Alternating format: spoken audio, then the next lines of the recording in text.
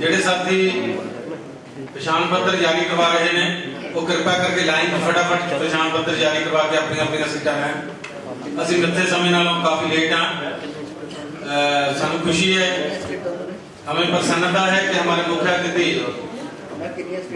पंजाब के जाने माने अर्थशास्त्री डॉक्टर सुच्चा सिंह गिल वो हमारे बीच में अपने प्रवास में पधार चुके हैं। उनका स्वागत करते हैं। असी जी आया आखते हैं अपने मुख्य मेहमान डॉक्टर सुच्चा सिंह गिल होना जोड़े साडे पंजाब के मन्ने परमन्ने अर्थशास्त्री ने कि अज दे साडे इस दो रोजा जिहड़ी ऑल इंडिया वर्कशॉप है, कुल हिंद वर्कशॉप है, जिहदे अंदर देश भर के वक्-वक् सूबे तो वड्डी गिनती दे विच वक्-वक् जथेबंदियां के संगठनों के साथी हिस्सा ले रहे हैं। ये साथी साढ़े को कल और अज सवेरे रेलगड्डियां राही बरनाले पहुंच चुके सी। साढ़े पंजाब के साथी पहुंच रहे हैं। पंजाबी कल्चर पक्षों वैसे ही लेट लतीफ ने इस करके थोड़ी दिक्कत है तो थोड़ा सी असी इस गल की माफ़ी चाहांगे बाहर साथियों तो कि इस प्रोग्राम में से थोड़ा पछड़ के शुरू कर रहे हैं। हम क्षमा चाहेंगे सभी हमारे मेहमानों से कि हम कुछ लेट इस कार्यक्रम को शुरू कर रहे हैं। सभी साथियों से निवेदन है अपनी अपनी सीट ले लें। जो साथी लेट आए हैं उनसे निवेदन है कि वो अपने अपने मोबाइल फोन कृपया अपने हाथ में लें और इसका स्विच ऑफ का बटन दबा दें। जो साइड तो आप जो भी साथी इस कार्यक्रम में शामिल हैं उन सभी साथियों के गले में उनका पहचान पत्र आइडेंटिटी कार्ड होना लाजमी है। बिना आइडेंटिटी कार्ड के मुख्य अतिथि के बिना आइडेंटिटी कार्ड के किसी भी साथी को पहचान पत्र के किसी भी साथी को इस कार्यक्रम में शामिल होने की अनुमति नहीं होगी। सारे साथियों को बेनती है कि अपना अपना पहचान पत्र अपने गल छुपा के रखन ताकि साड़ी पहचान है जी वो साढ़े वलंटियर्स को देख सके। कोई भी साथी बार बार उठ के फोटो लेने की कोशिश ना करें। जो भी निर्धारित साथी ने वो भी फोटो लेंगे क्योंकि फोटो खिंचन दे ये शिक्षा नाल प्रोग्राम की डिस्टर्बेंस होती। दोनों संगठनों की ओर से all India workshop agrarian crisis in India Bharat का खेती संकट, भारत का खेती संकट इस विषय पर आज हम एक राष्ट्रीय वर्कशॉप आयोजित कर रहे हैं। हमारे इस कार्यक्रम के अंदर दो दिवसीय वर्कशॉप के अंदर देश के लगभग 18-19 प्रांतों से अलग अलग संगठनों से जुड़े साथी हमारे दो संगठनों के निवेदन पर आह्वान पर जहां बरनाला में जो हमने शहीद पृथ्वी सिंह चाकली शेर यादगारी हाल जिसमें हम बैठे हैं उसमें हम आप सभी का दोनों संगठनों की ओर से स्वागत करते हैं। सारे मित्रांनो साथियों जी आया आखते हैं जो वक्-वक् जथेबंदियों के इस समागम के शामिल हुए हैं। प्यारे साथियों अज के समागम की बकायदगी नाल शुरुआत असीं करन जा रहे हैं। मैं एक बार फिर ताकीद करा कि कोई भी साथी पंडाल के अंदर खड़ा नहीं होना चाहिए, बैठे होने चाहिए। हाल के बाहर भी कोई खड़ा ना हो। वलंटियर को बेनती है कि बाहर खड़े नहीं तो कृपा करके उन्होंने कॉल एंटर कराओ। असीं समागम के दौरान कोई हिलजुल नहीं करांगे। सारे साथी अपना अपना मोबाइल फोन बंद रखेंगे। किसी भी साथी को किसी किस्म की कोई दिक्कत है तकलीफ है तो खब्बे साथी साहब सिंह चेयर पे बैठे ने, कुर्सी पे बैठे ने। मेरे बाएं हाथ हमारे इंकलाबी केंद्र के साथी साहिब सिंह चेयर पे बैठे हैं। किसी साथी को तकलीफ है, कोई सूचना देनी है, स्टेज पे आने की बजाय इन साथी से संपर्क करें। सीधा स्टेज पर कोई साथी नहीं आएगा। सभी साथी अपना अपना मोबाइल फोन बंद कर लें।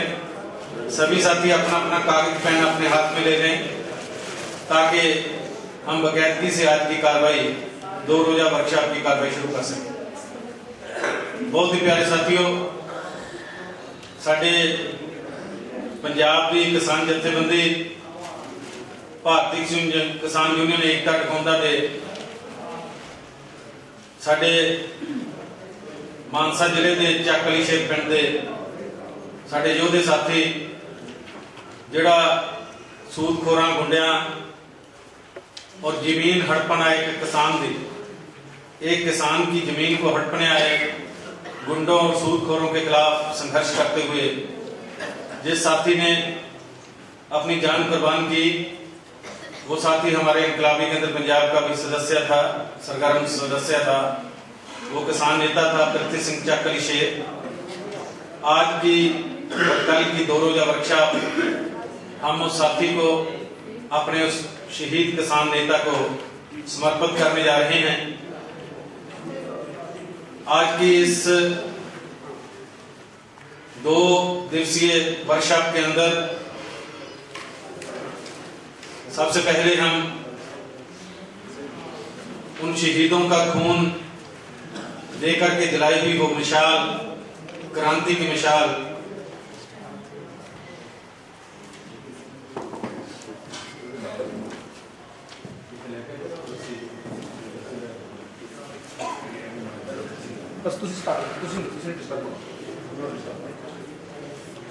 वो क्रांति की मिसाल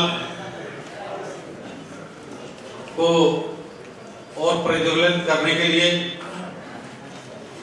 ऊंचा उठाने के लिए, और जिस विषय पर हमने ये 2 दिवसीय वर्कशॉप आयोजित की है, भारत के खेती संकट को गहराई से जानने के लिए, उसके अलग अलग पक्षों, अलग अलग बिंदुओं को गहराई से नापने के लिए और एक ठीक सटीक रणनीति, युद्ध नीति के निर्माण के लिए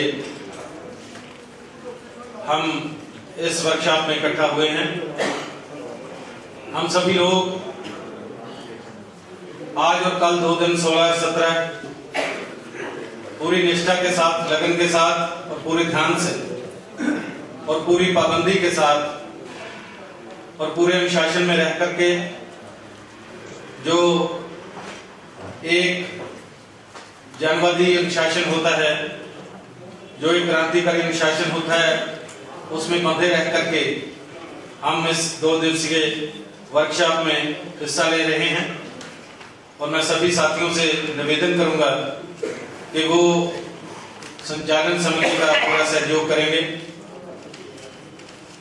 इस वर्कशॉप में हम सबसे पहले उन शहीदों को नमन करने के लिए जिनमें अंग्रेजों के खिलाफ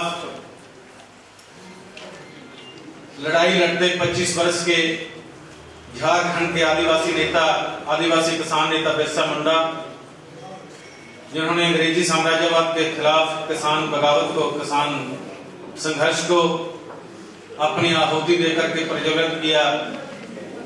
हमारे पंजाब के हमारे किसान नेता पृथ्वी सिंह ਚੱਕ ਅਲੀ शेख, किसान नेता साधु सिंह तख्तपुरा और अनेकों किसान वर्कर जिन्होंने पंजाब के अंदर, देश के अंदर अलग अलग आंदोलनों के दौरान, किसान संघर्षों के दौरान अपनी आहुति दी, अपना बलिदान दिया, उन सभी को नमन करने के लिए उनकी याद में, उनकी स्मृति में हम मशाल प्रज्वलित करेंगे।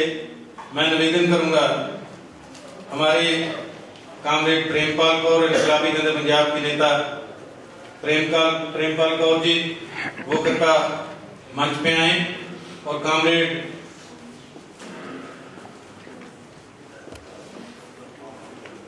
गौरी फ्रॉम जनशक्ति कर्नाटका, वो कृपया मंच पे आए। और मैं निवेदन करूंगा कि हमारे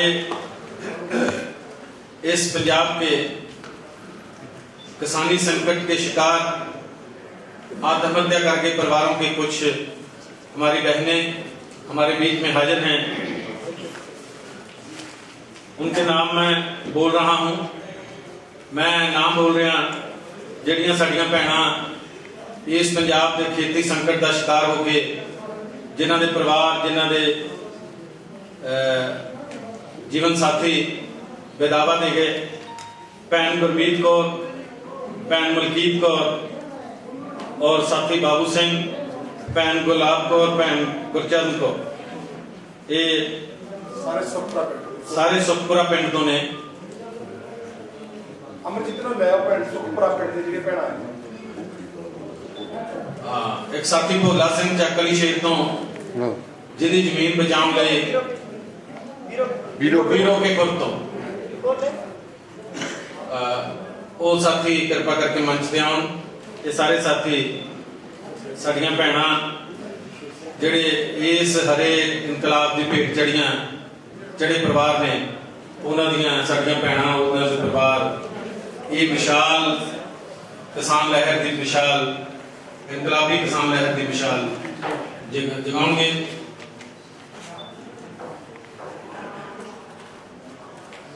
मैं बेनती करूं कामरेड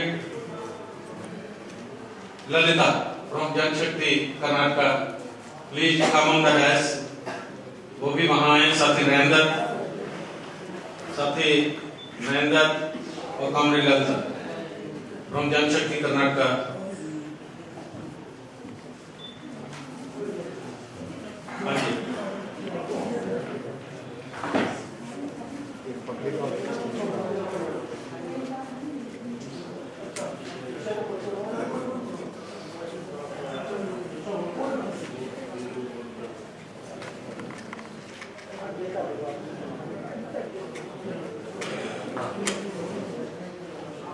किसान लहर के शहीदां नूं लाल सलाम।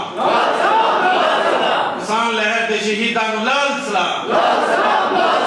सरमायाकारी प्रबंध मुर्दाबाद। किसान विरोधी प्रबंध मुर्दाबाद। किसान मजदूर विरोधी प्रबंध मुर्दाबाद। किसान मजदूर लहर के शहीदां नूं लाल सलाम। किसान लहर जिंदाबाद।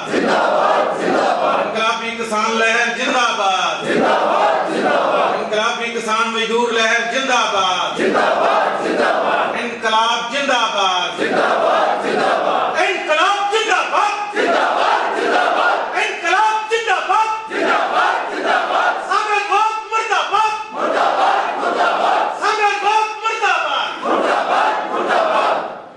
ಕಟ್ಟಿಗೆ ಕಾರಣವಾದ ಜಾಗತೀಕರಣ ನೀತಿಗಳ ವಿರುದ್ಧ ಹೋರಾಡೋಣ. ರೈತರ ಆತ್ಮಹತ್ಯೆಗೆ ಕಾರಣವಾಗಿರುವ ಸರ್ಕಾರದ ನೀತಿಗಳ ವಿರುದ್ಧ ಹೋರಾಡೋಣ. ಇನ್ಕ್ಲಾಬ್ ಜಿಂದಾಬಾದ್. ಸಾಮ್ರಾಜ್ಯವಾದ ಮುರ್ದಾಬಾದ್.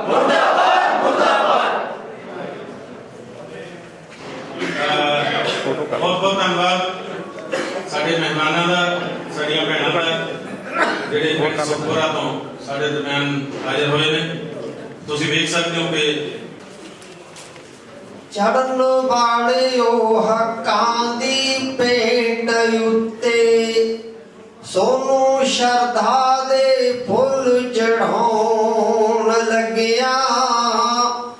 ਥੋੜੀ ਯਾਦ ਵਿੱਚ ਬੈਠ ਕੇ ਦੋ ਘੜੀਆਂ ਇੱਕ ਦੋ ਪਿਆਰ ਦੇ ਹੰਝੂ ਬਹਾਉਣ ਲੱਗਿਆ।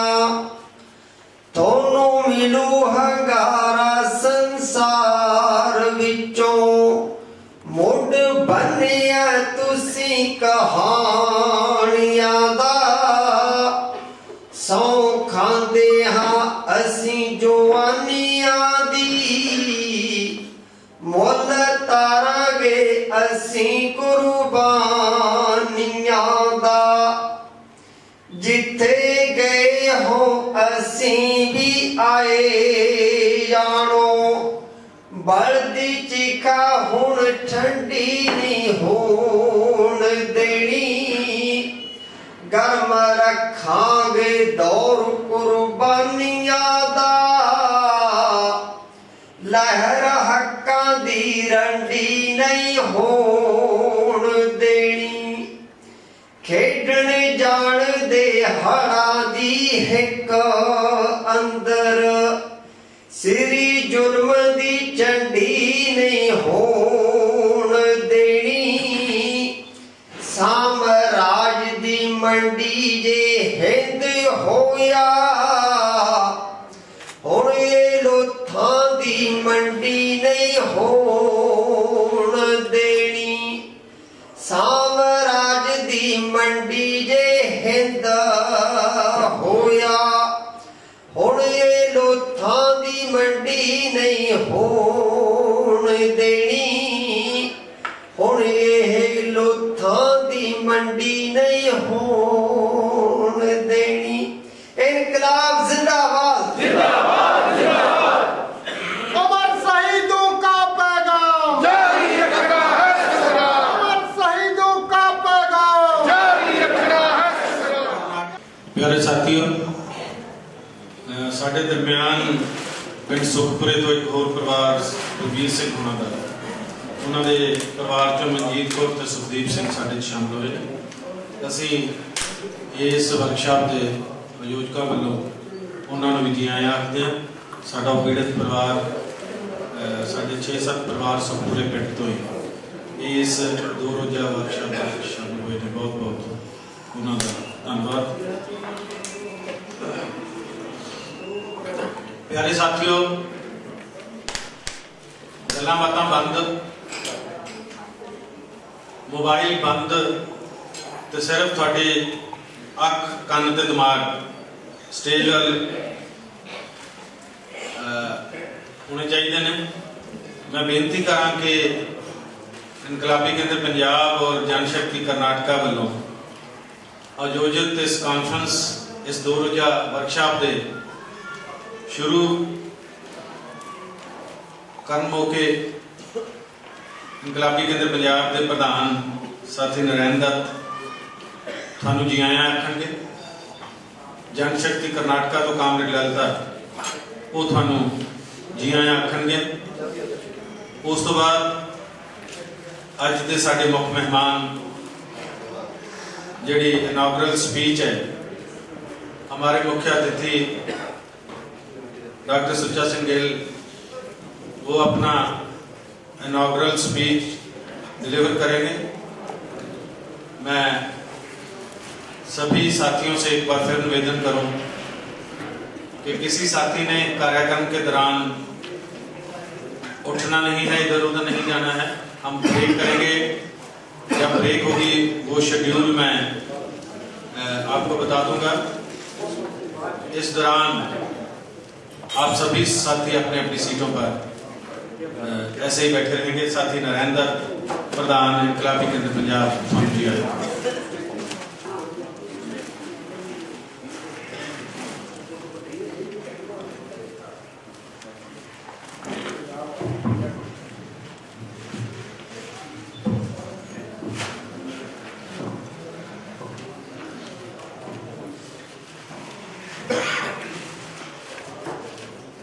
खेतीबाड़ी संकट ਦੀਆਂ ਬਹੁਤ ਪਰਤਾਂ ਨੂੰ ਫਰੋਲਣ ਵਾਸਤੇ ਮੁਲਕ ਪੱਧਰ ਦੀਆਂ ਇਨਕਲਾਬੀ ਸ਼ਕਤੀਆਂ, ਖੇਤੀਬਾੜੀ ਮਾਹਰ, ਆਰਥਿਕ ਮਾਹਰ, ਵੱਖਰੇ ਵੱਖਰੇ ਖੇਤਰਾਂ ਦੇ ਵਿੱਚ ਕੰਮ ਕਰਨ ਵਾਲੇ साथियों, तमाम राज्यों से आए हुए इनकलाबी संगठनों के साथियों, हमारे अर्थशास्त्री, हमारे एग्रीकल्चर इकोनॉमिस्ट, हम इनकलाबी केंद्र पंजाब से जब आप हजारों मील दूर चलकर इस बहुत गंभीर संकट पे जो डीप और गहरा क्राइसिस है उस पर चर्चा करने के लिए 2 रोजा वर्कशॉप में भाग लेने के लिए जहां पहुंचे हैं, मैं इनकलाबी केंद्र पंजाब की ओर से इस पृथ्वी सिंह चकल शेर जो किसान जथेबंदी के शहीद हैं, जिन्होंने किसानी हितों की राखी के लिए, जमीनों को बचाने के लिए खेतों को बचाने के लिए शहादत का जाम पिया है। संघर्ष के मैदान में जूझते हुए हिक में अपनी छाती में गोली खाई है। उस हाल में इस 2 रोजा वर्कशॉप में शामिल होने के लिए आप सभी को लाल सलाम कहता हूं, आप सभी का हार्दिक अभिनंदन करता हूं।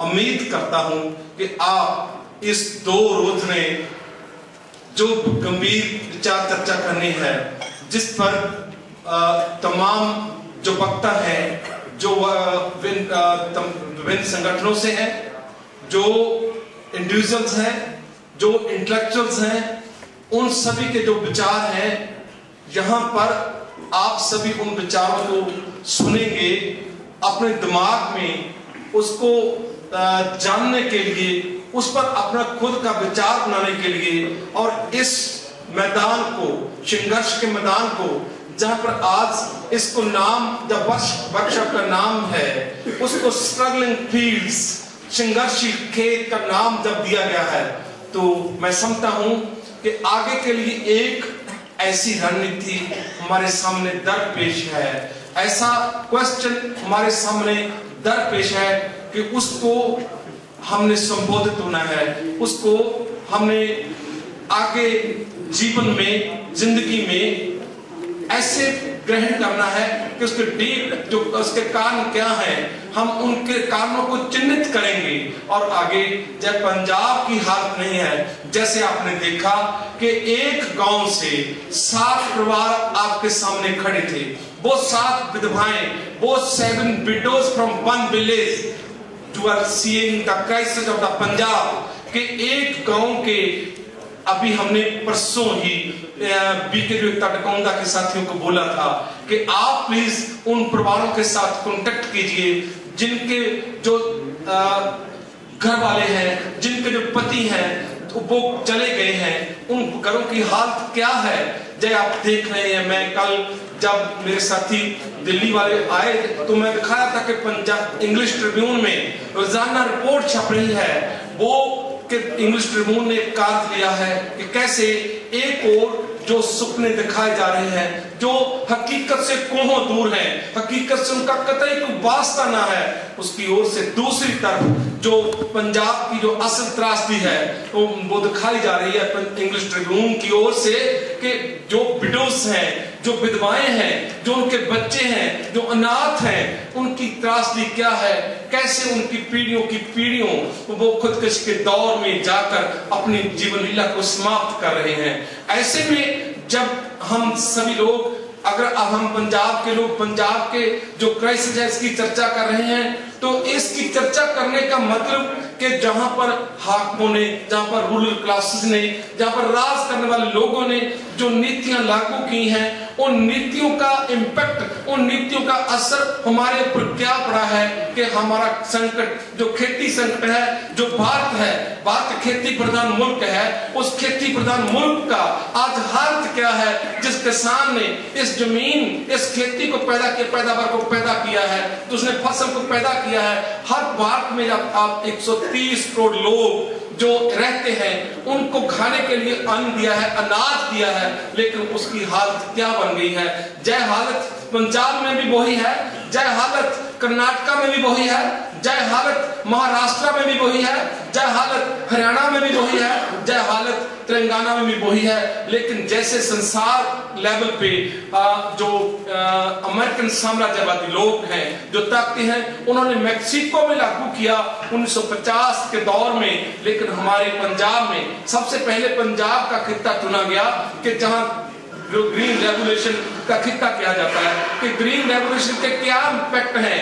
जब हम उसको आज 55 वर्ष के बाद देख रहे हैं, तो एक एक गांव में कितने कितने साथी हैं जो सुसाइड की ओर जा रहे हैं, लेकिन दूसरा पक्ष भी आज हम सामने कर रहे हैं, आपके समक्ष रखने की कोशिश कर रहे हैं कि एक तरफ ऐसा व्यापक संकट है, ऐसा डीप क्राइसिस है, लेकिन दूसरी तरफ भी इसका है कि जो पहलू हमारे लिए रोशनी है, जो पहलू हमारे लिए जो मार्गग्रस्त मार्ग बन रहा है, वो है संघर्ष का रास्ता। आज एक पंजाब में जब पिछले दिनों में इंडिया लेवल पे अखबारों की चर्चा में आया कि जो नरमे को चिट्टी मक्खी, जिसको चिट्टी मक्खी व्हाइट टॉप कहते हैं, उसने पंजाब की जो नरमे की फसल थी उसको बर्बाद किया। तो पंजाब की किसानी ने साझा मजदूर किसान संघर्ष उसको शुरू किया और जहाँ के रूलिंग क्लास है उनके लिए एक चैलेंज बनी पंजाब की किसानी। जय हमारे लिए प्रेरणा स्रोत है और आगे के लिए हम सोचते हैं कि जय संकट पंजाब का ही नहीं है, हम जय संकट पूरे मुल्क का है, पूरे भारत मुल्क का है, पूरे भारत के किसानों का है, पूरे भारत के मजदूरों का है, पूरे भारत के अर्थचारे को जो है इम्पैक्ट कर रहा है, उस पर असरअंदाज हो रहा है। फिर इसीलिए क्यों ना हम ऐसे करें कि हम आए, सिर जोड़ें, बैठें, सोचें, साझी रणनीति अपनाएं और संघर्ष किया जो संघर्ष है, हमारे जो स्ट्रगल हैं, उन स्ट्रगलों को उनके एक जहां पर किसी स्टेट की responsibility for this crisis, not only state is responsible while the ruling class of the India are responsible for this crisis. So we are here to calculate the problems of the agrarian crisis and go to deepen in this very topic.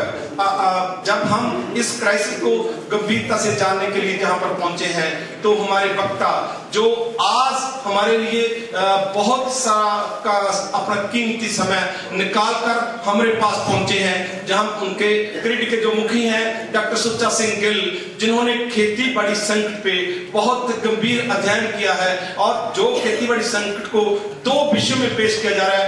एक pro people economist है, वो इस खेती संकट को लोगों के हितों में जानने की लगातार कोशिश में लगे हैं, लेकिन वहां जहां पर every economist does not think like this, जहां के जो वेरियस जो इकोनॉमिस्ट हैं वो अपने अपने ढंग से सोचते हैं, वो ऐसे इस संकट को, इस ग्रीन रेवोल्यूशन को ऐसे चमका कर पेश करते हैं कि जैसे जय मुक्ति का साधन बन गया हो। इसलिए हमने जब इस वर्कशॉप के लिए डॉक्टर सुच्चा सिंह का नाम आया तो इनकलाबी हिंद पंजाब और जनशक्ति ने इस पर प्राउड फील किया, हमने मान महसूस किया कि अगर सुच्चा सिंह गिल इस वर्कशॉप को इनॉग्रेट करते हैं, उद्घाटन करते हैं, इसलिए फिर मैं एक बार आप सभी लोग जहां पृथ्वीपाल सिंह चक्कलीशेर हाल में एकत्र हुए हैं, मैं पूरा 2 दिन का समय, 1 घंटा हम लेट चल रहे हैं, 2 दिन का समय का एक भी मिनट जो शेड्यूल तय किया है, जो शेड्यूल हमारे 4 साथी हैं उन्होंने एक मिनट को तय किया, कैसे कैसे 1 मिनट को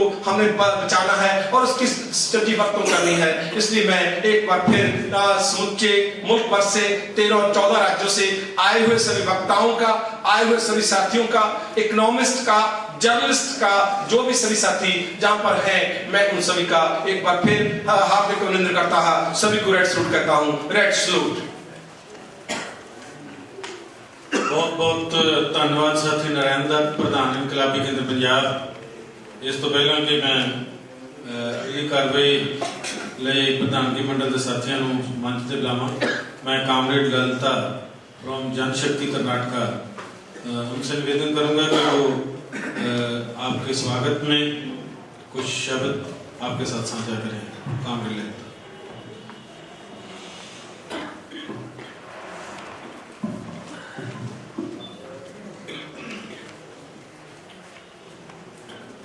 Comrades, friends, I'm happy to see the assembly here. I welcome you all once again on behalf of the organizing committee. I'm happy because this is an assembly of concerned people, seriously concerned about the issue, seriously involved in it in one way or the other, and seriously wanting to do something more concrete about it, something more meaningful. I'll just briefly, once again, tell you as to why we wanted to organize this workshop. Every textbook of ours says that agriculture is the backbone of our economy. Every child is made to repeat it, parrot it repeatedly. And we all know that peasantry is the population. That section of the population which is providing us with our very basic needs. And yet, this section has no control whatsoever over its produce, no control over the price of its own product, and deprived of its own native knowledge and practice, today it's forced to run behind the dictates of the capitalist market, which is unscientific, illogical, and thereby rendered without any control, without any direction. Ultimately, it's left the concerned pauperized.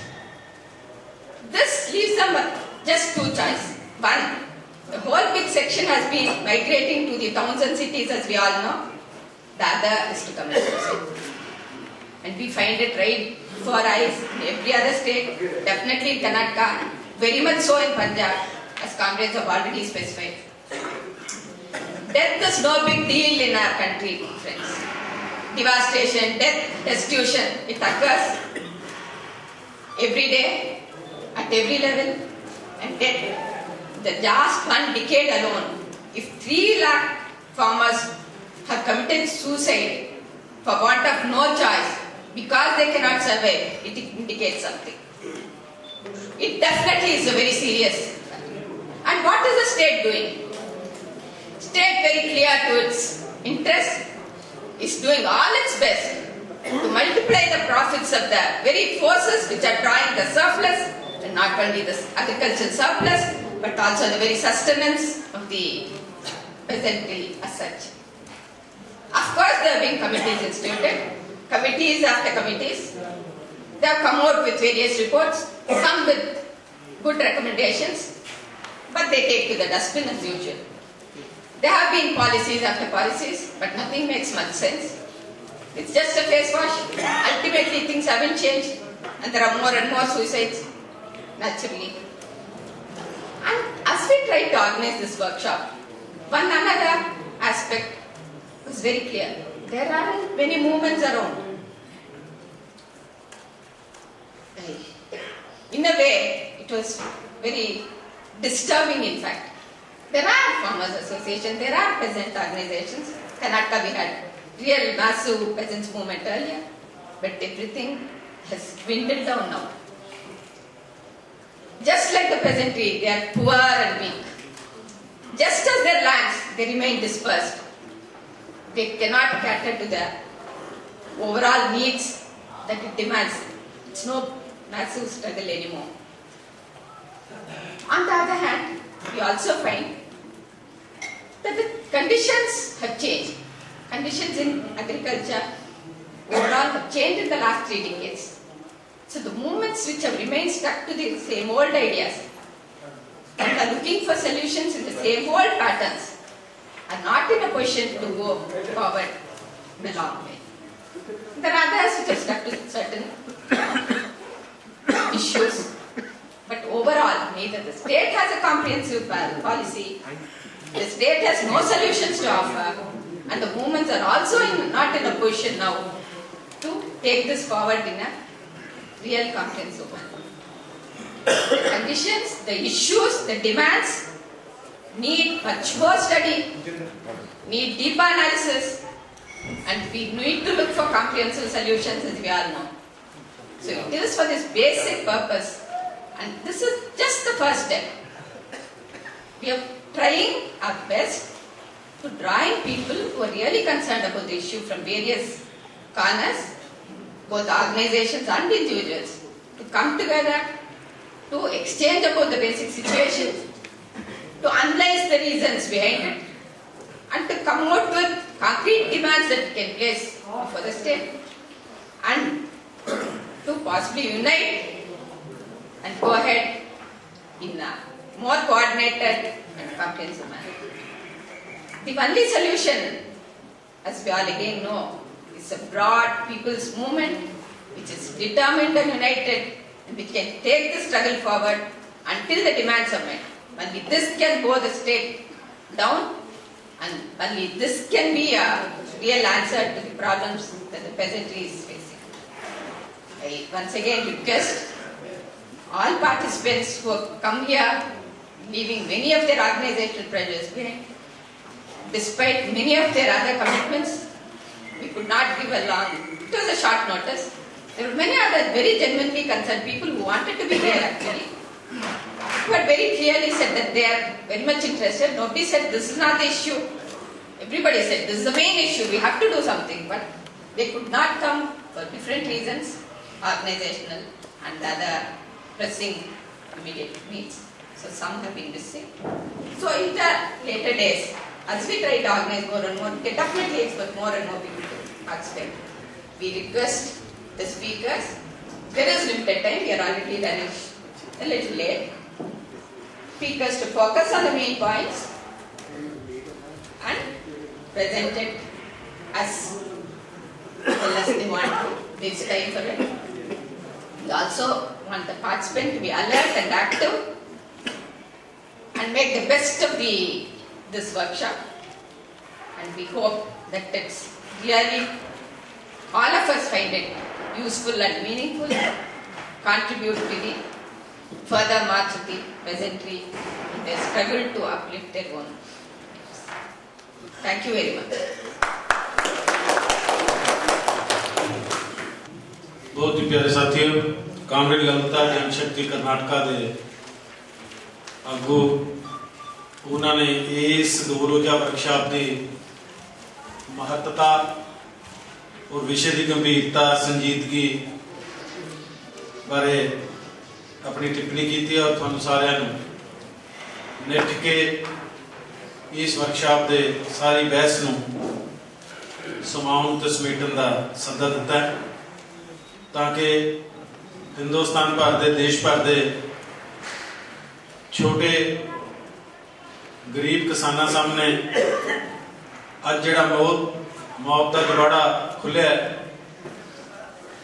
जिन्नियां खुदकशियां का अमल तेज होया, जिन्नी खेती बर्बाद हो रही है, जिन्ने किसान खेती जो बाहर हो रहे हैं, जिन्ना खेती का कुल पैदावार दे विच हिस्सा घट रहा है, वो सारे संकट नूं, उहदे वख-वख कारणों नूं, उहदे वख-वख बिंदुआं नूं पछाणन पड़तालन ते फरोलण लई असीं इस 2 दिन च अपने दिमाग लाउणे ने। साडे कोल डॉक्टर सुच्चा सिंह गिल पहुंचे ने, जिहड़े जिन्हां नूं सारे पंजाब दे जिहड़े चेतन लोग ने बहुत भली पंत जिन्हां दे नाम तो जाणू ने, जिन्हां दे काम तो जाणू ने। इस तो पहला कि वो अज की इनॉग्रल स्पीच डिलीवर कर तुहाडे नाल सांझी करन, मैं 3 साथियों को बेनती करदा जो कृपा करके मंच के प्रधानगी मंडल से जाके विराजमान होंगे। इनकलाबी केंद्र पंजाब वालों साथी मुख्तियार फूला वो कृपा करके मंच से आओगे और तुसीं ताड़ियां मार के सारे साथी फूला का स्वागत। साथी मुख्तियार सिंह फूला फ्रॉम इनकलाबी केंद्र Punjab will preside this workshop. Comrade Lalita from Janshakti Karnataka. और तीसरे साथी बूटा सिंह गुरजगल बीके जो एक तड़कोंदा दे सूबाई प्रधान। 3 साथी इस 2 रोजा वर्कशॉप नूं प्रेजाइड करनगे, चलाउणगे। साडे बहुत ही अजीज मित्र प्रोफैसर जैब सिंह टवाणा पटियाले तो वो साडे दरम्यान पहुंच चुके हैं। उन्होंने कोल कापी पेन है हाथ च, वो सारे पॉइंट्स नोट करेंगे। वो जिथे भी ट्रांसलेशन की हिंदी पंजाबी या अंग्रेजी दे विच लोड़ पेगी, साथी जैब सिंह ये ड्यूटी निभाउणगे। साडी पंजाब के इनकलाबी विद्यार्थी लहर के पुराने आगू ने साथी जैब मेरे नाल प्रधानगी की उन्होंने कैम्पस यूथ लीग के अंदर और अजकल विद्यक माहर ने। मैं उन्होंने जी आया आखना। सानू खुशी है कि साढ़े बहुत ही निगे मित्र लोकपक्षी पत्रकार साथी हमीर सिंह जिहड़े पंजाबी ट्रिब्यून नाल अजकल जुड़े हुए हैं, वो साडे सदे ते इस वर्कशॉप एक दिन साडे नाल साझा करने के लिए पहुंचे ने। असीं उन्हां नूं जी आया आखदे हां। साथी नरपिंदर जमहूरीयत घर सभा पंजाब वालों साडे दरम्यान पहुंचे ने। ਤੁਸੀਂ ਸਾਰੇ ਪਹੁੰਚੇ ਹੋ। ਸਾਰਿਆਂ ਦਾ ਆਯੋਜਨ ਕਮੇਟੀ ਵੱਲੋਂ ਬਹੁਤ ਬਹੁਤ ਧੰਨਵਾਦ। ਤੁਹਾਨੂੰ ਸਾਰਿਆਂ ਨੂੰ ਜੀ ਆਇਆਂ ਨੂੰ। मैं बेनती करा डॉक्टर सुच्चा सिंह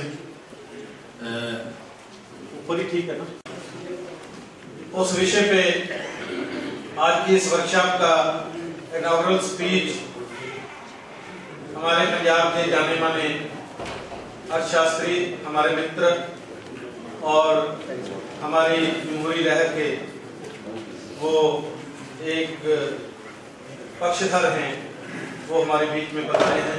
मैं उनसे निवेदन करूंगा डॉक्टर सुच्चा सिंह गिल से कि मंच पे आए और भारत के खेती संकट पर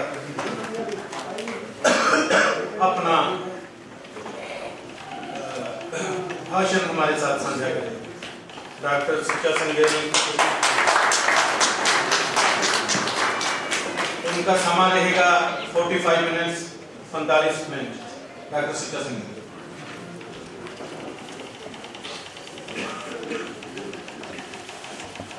इस कॉन्फ्रेंस में वक्फ राज्यों से आए किसान एक्टिविस्ट और पंजाब के डिफरेंट जिलों से आए किसान लीडर, पत्रकार, इनकलाबी साथी और खेती संकट के शिकार फैमिली से जो लेडीज हमारे बीच आए हैं, और साथियों, मैं आप सभी का इस मौके पे अपनी तरफ से अभिनंदन करता हूँ कि आप इस मसले को समझने के लिए काफ़ी दूर के इलाके से यहाँ आए हैं। और मैं इनकलाबी केंद्र पंजाब और जनशक्ति कर्नाटका का आभारी हूँ कि इन्होंने मेरे को इस मौके पे बुला के आपके साथ विचार जो है वो शेयर करने का मौका दिया है। आज हमारे मुल्क में खेती का संकट काफी गहरा हो गया है। जो लेटेस्ट एम्प्लॉयमेंट के आंकड़े हैं 11, 12, 13 के, उसके अनुसार कोई 50% के भी 49.7 बनता है लोग खेती के पर निर्भर है। या तो वो किसान हैं या खेत मजदूर हैं। और हमारी कौमी आमदन में जो एग्रीकल्चर का शेयर है वो 14% है, 14% है। अगर हम ब्लैक इकोनॉमी का साइज इसमें निकाल दें, अगर ब्लैक इकोनॉमी का साइज इसमें शामिल कर दें तो खेती का शेयर जो कौमी आमदन में है वो 7% बढ़ जाता है। तो 50% जहां लोग काम करते हैं उनके पास जो ठीक एस्टिमेट है आमदन के, उनका 7% बढ़ता है। और जो 14% हम ब्लैक इकोनॉमी को छोड़ के जिसकी बात करते हैं, ये शेयर कभी ऐसा नहीं था।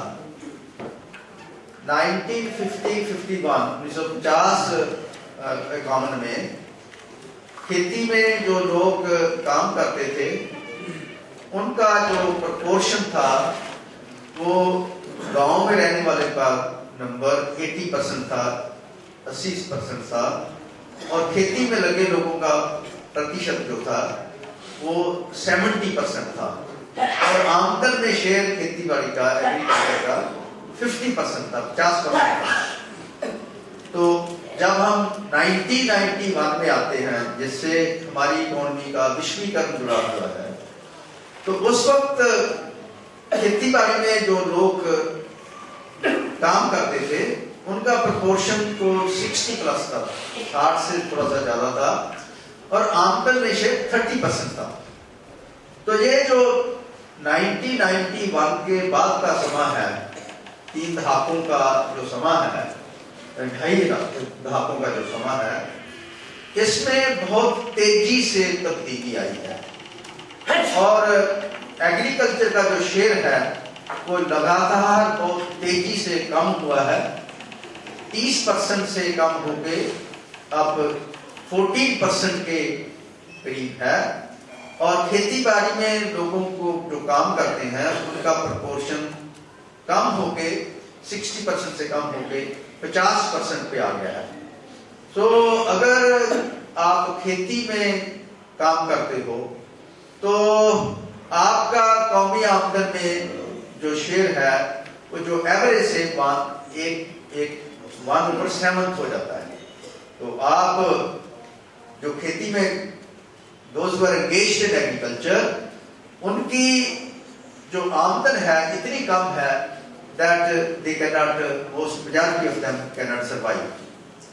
So इसको समझने के लिए इसके पीछे जो प्रोसेस काम कर रहा है उसको समझने की जरूरत है।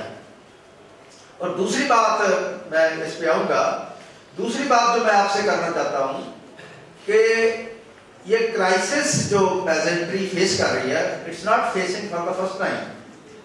आपने चाचा अजीत सिंह की तस्वीर यहाँ एक फाउंडर ऑफ पेजेंट मूवमेंट की लगा रखी है।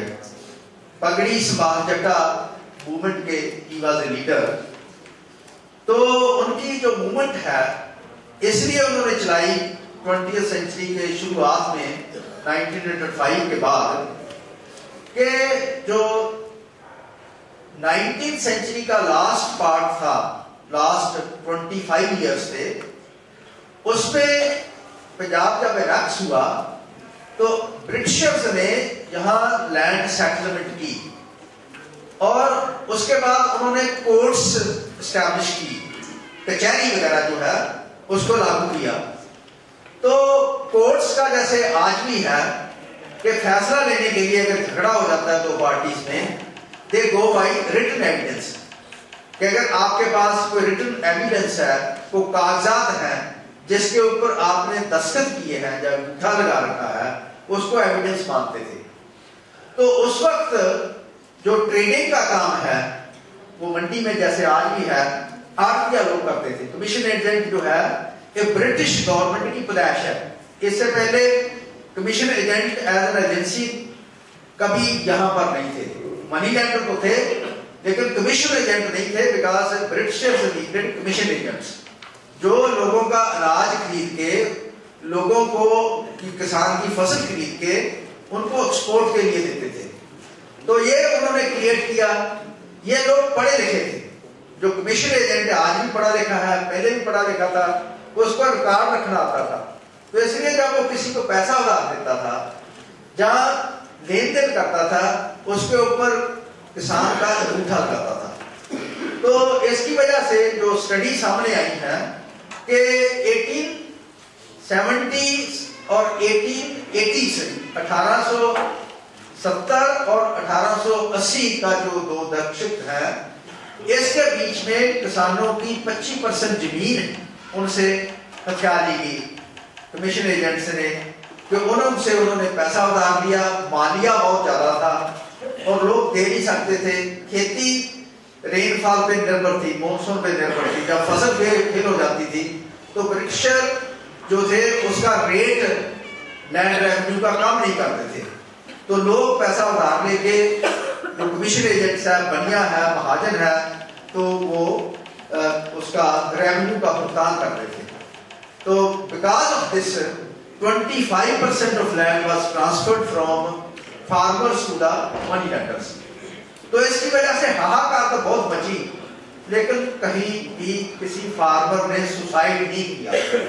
ये मैं क्वेश्चन इस मंच पे रेज करना चाहता हूं कि जब पेसेंट्स ने क्राइसिस 1880s में, 1890s में, 1907-8 में पगड़ी संवाददाता मूवमेंट ने फेस किया, नो फार्मर कमिटेड सुसाइड। तो they had a faith in the farmers movement किसान लहर में उनका विश्वास था और वो इकट्ठे होके एकजुट होके संघर्ष करते थे और अपनी मांगों को मनवाने की कोशिश करते थे। हम लोगों को ये विचार करने की जरूरत है कि आज के दिन में फार्मर सुसाइड क्यों कर रहा है, उस संकट के समय में संघर्ष में उतनी जोश से क्यों जा नहीं रहा। Why he is killing himself? Why he is not organizing movement and forcing the rulers के ऐसे कदम उठाए कि जिससे फार्मर सुसाइड की सिचुएशन उसकी नौबत ना आए। जैसे आज की सरकारें जो है वो फार्मर मूवमेंट के प्रेशर में इस बात को तो मान गई कि अगर किसान आत्महत्या करता है तो उसको कंपनसेशन देने की जरूरत है, लेकिन बहुत सारी जगह पे फार्मर सुसाइड क्यों करते हैं, उसको कैसे रोका जा सकता है, इसके ऊपर उनकी कोई तवज्जो नहीं है, उनका कोई ध्यान नहीं है। So they are not concerned about preventing this phenomena, they are concerned with dealing with some of the symptoms। तो किसान लहर को ये विचारने की जरूरत है कि इस मूवमेंट की जो शेप होनी चाहिए, जो इसका मैग्नीट्यूड होना चाहिए, वो क्यों नहीं बन रहा। क्या इसकी वजह यह है कि हम लोग आपस में बटे हुए हैं? क्या इसकी जगह कारण यह है कि हमारे लोगों में इसकी जागरूकता नहीं है? क्या इसका रीजन ये है कि जो किसान लहर है उसमें जो किसान संकट में है उनका विश्वास नहीं है, उनको लगता नहीं है कि उनको बचा पाएंगे। हम लोगों ने कोई हेल्पलाइन नहीं जनरेट की कि जब वो संकट में है तो आपको रिपोर्ट कर सकें। तो ये जो एक नई बात आई है पिछले समय में, ये विचारने की जरूरत है। और ये सिम्टम जो है मेरी समझ के अनुसार, ये सिम्टम जो है उस खेती बाड़ी में सरमाएदारी सिस्टम का एक डीप रूटेड आ जाने की वजह से है, जिसमें हर इंसान, हर किसान जो है अपने तौर पे इकल्ला खेती करना चाहता है और एक दूसरे के साथ कंपटीशन कर रहा है, एक दूसरे के साथ कोऑपरेशन करके उस संकट को हल करने की जरूरत नहीं समझता। मेरे को मालूम है कि 1950s and 60s में यहाँ पंजाब में ट्रेडिशन थी कि अगर किसी किसान फैमिली में कोई संकट आ जाता है, जैसे किसी की डेथ हो जाती है और वो फसल की हार्वेस्टिंग नहीं कर सकते परिवार जो है, तो it was the duty of the community कि उस फसल को हार्वेस्ट करें और हार्वेस्ट करने के बाद अनाज और जो बचा हुआ भूसा है वो उस किसान के घर पे दें। तो एक प्रथा खत्म हो गई। आज जो किसान है वो हार्वेस्टिंग जो है हार्वेस्टर से करवा रहा है, तो इसलिए वो भाईचारे वाला जो काम है वो खत्म हो गया और capitalism has destroyed the sense of community among the farming community. अगर किसान लहर को आगे ले जाना है, can you revive sense of community among the farmers? अगर ये कर सकते हैं तो उनका विश्वास आप में आ जाएगा। इसमें मैं बाद में थोड़ी बात करूंगा, पर मैं ये कहना चाहता हूं कि जो ये संकट की गहराई को समझना है तो आपको कौन से प्रोसेसेस कैपिटलिज्म में इंजेक्ट किए हैं इस समय में, उसको समझने की जरूरत है। मैं अपनी बात को आगे ले जाने से पहले एक जो बहुत प्रसिद्ध मार्क्सिस्ट हिस्टोरियन है एरिक हॉब्सबॉम, उनका जिक्र करना चाहता हूं। एरिक हॉब्सबॉम ने पिछले कोई 20 साल पहले या इससे भी पहले उन्होंने एक किताब लिखी जिसका नाम है शॉर्ट 20th सेंचुरी हिस्ट्री। तो इस हिस्ट्री में उन्होंने जो 20वीं सदी है उसका सोवियत डाउनफॉल से पहले का जो एनालिसिस किया है, तो इसलिए उन्होंने टाइटल इसका शॉर्ट हिस्ट्री रखा, क्योंकि लास्ट जो 20 इयर्स है 20th सेंचुरी के, उनको उसका अध्ययन उन्होंने नहीं किया। तो उसमें उन्होंने कोई 3-4 पेजेस जो है वो पेजेंट्री पे लिखे हैं। तो वो उसमें ये लिखते हैं कि जो सरमाएदारी है, it has eaten away the peasantry in the major part of the world. तो इसका जिक्र वो यूरोप के बारे में करते हैं, इसका जिक्र अमेरिका के बारे में करते हैं, लैटिन अमेरिका के बारे में करते हैं। और अफ्रीका में तो जो पेजेंट्स हैं, ट्रेडिशनल पेजेंट्स हैं, उनको ऐसे स्लेव बनाया गया कि उनको जो आर्ट ऑफ फार्मिंग है खत्म होगी। पिछले साल में मैंने जो दक्षिणी अफ्रीका है उसकी एग्रीकल्चर पे काम कर रहा था, तो उसमें जो उन्होंने जो अपार्थाइड रजीम का खात्मा हुआ नेल्सन मंडेला की मूवमेंट की वजह से, तो उन्होंने ये कहा कि जो वहां के ओरिजिनल लोग हैं, ब्लैक पॉपुलेशन है, जिनकी लैंड छीनी गई थी, जिनको जबरी स्लेव बनाया गया था, जिनको फैक्ट्री में और माइंस में जबरी तौर पे लगाया गया था, उनके घरों से अपरूट किया था, उनको वो जमीन देंगे। तो जब उन्होंने उनको जमीन दी तो उनको उस पर खेती करनी नहीं आती थी।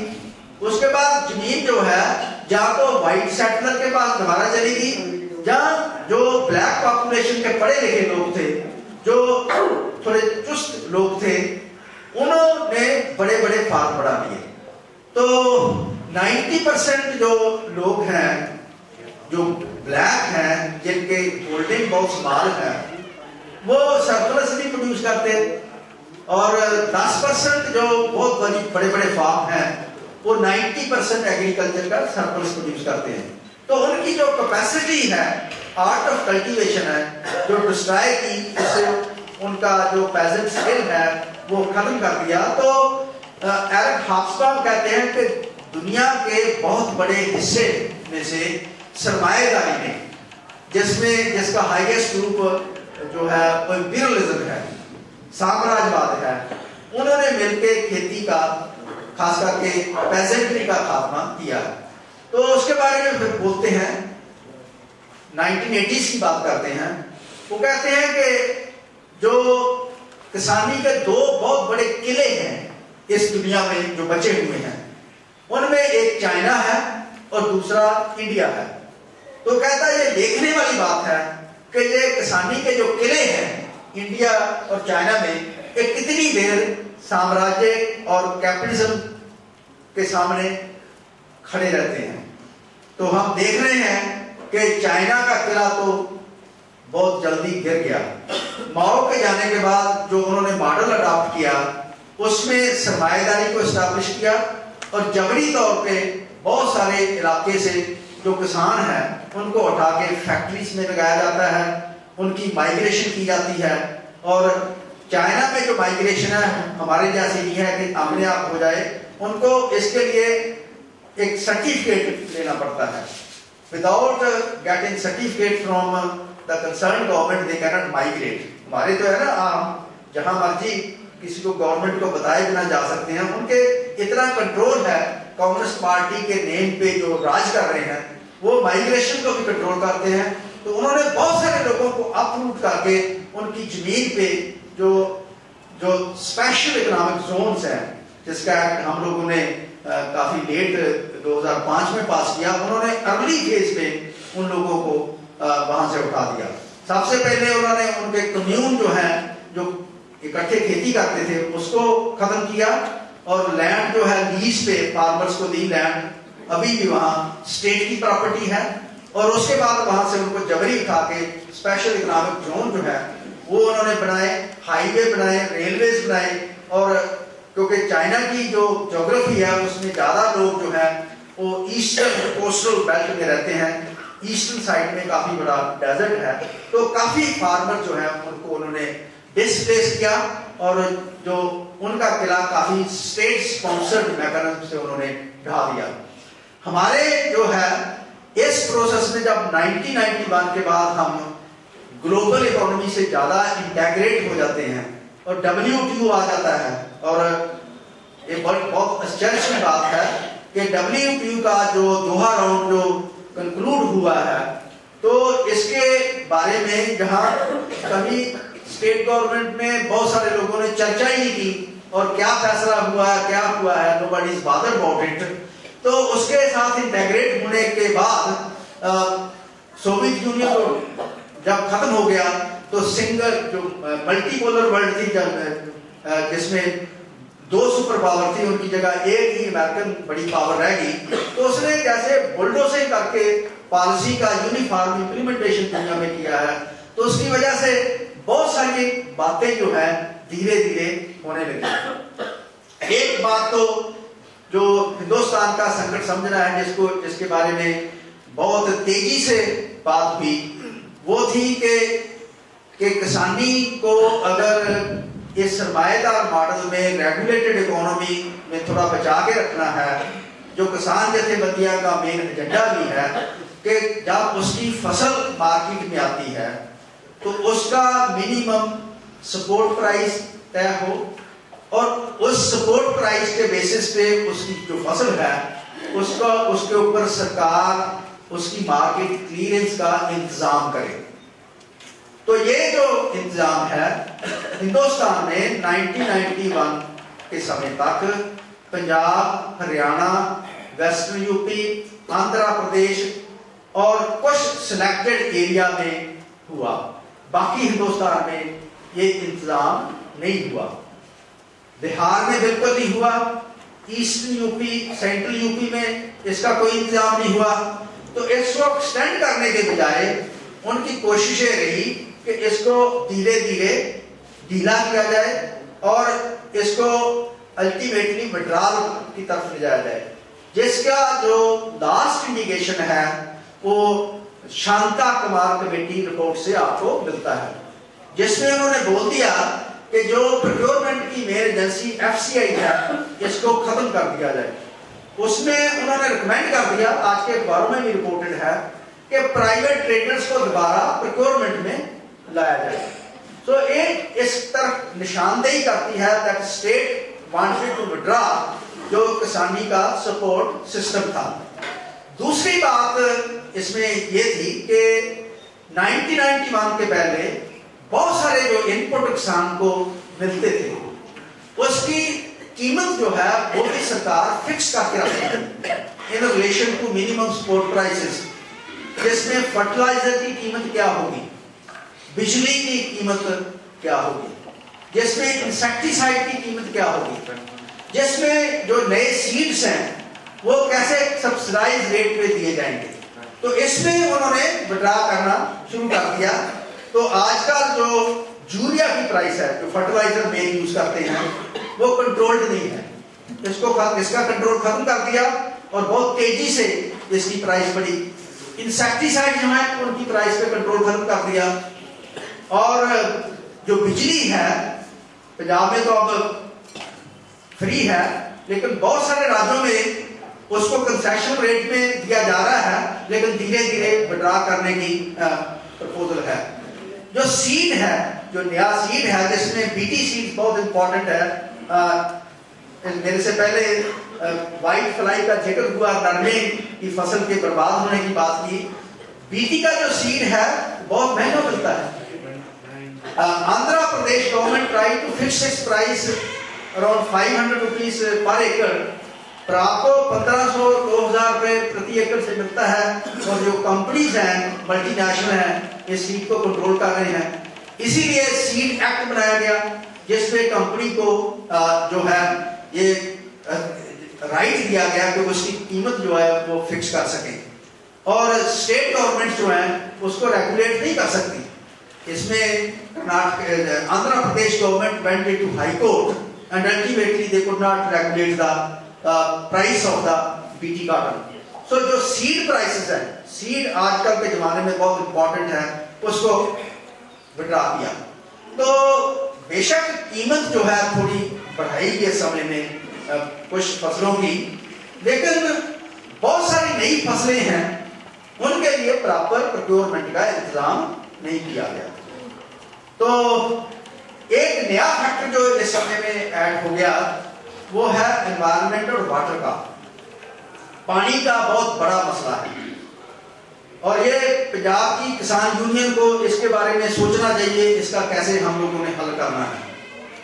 और जो अगर हम प्लानिंग कमीशन की रिपोर्ट्स देखें वाटर पॉइजनिंग के बारे में, पंजाब के बारे में, तो ये बठिंडा नरमे की बेल्ट में ही पानी में जहर नहीं है।